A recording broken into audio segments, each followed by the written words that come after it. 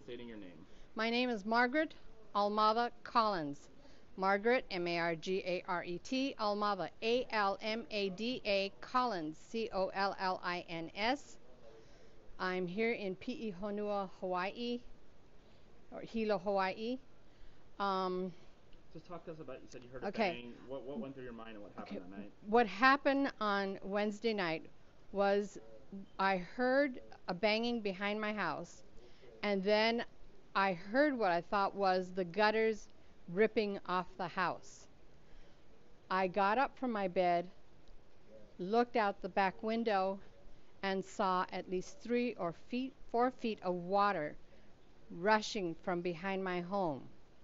I then realized I was standing in water, ran out to my living room, put the light on, and found that there were at least 2.5, 3 feet of water trying to push open my front door.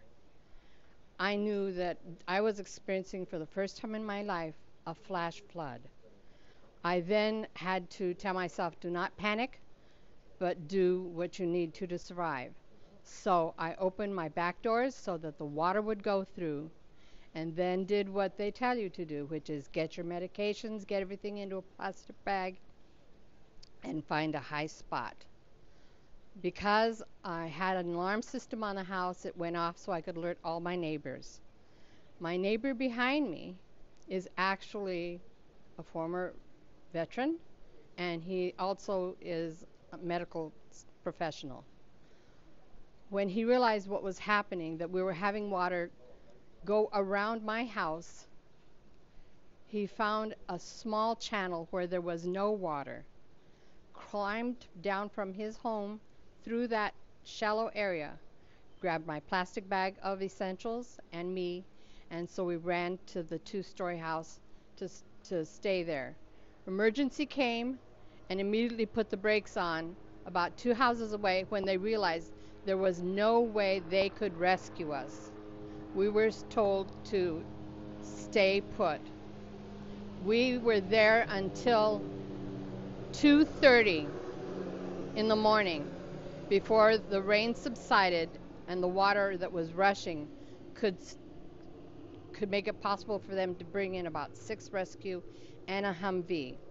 They then used about 3 different long ropes to go from the Humvee down the property to the back residence, to then hook us in life jackets and have us scurry with them up the ropes back to the Humvee and then be pulled back out. So I'm devastated at the amount of damage to the house, but I still have to think of the positive side, which is I'm still alive. How are you feeling today? We have to get on with business of living. And so I'm finding, like a lot of other people I'm understanding on this island, are desperately trying to find help, whether it be friends to come clean, boxes to pack, services to move our furniture out, locations to have temporary housing. And probably like a lot of other people, this was not listed as needing flood insurance.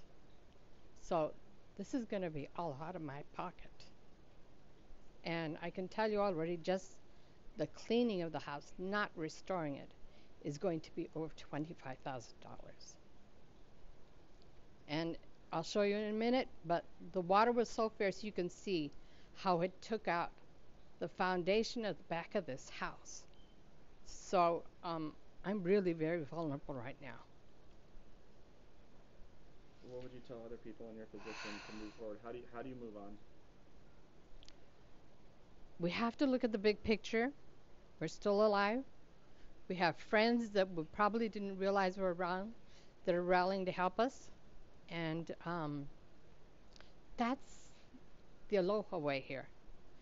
Everybody is family to everybody. So I hope people will step up and help those, whether they know them closely or not, so that we can get our lives back together.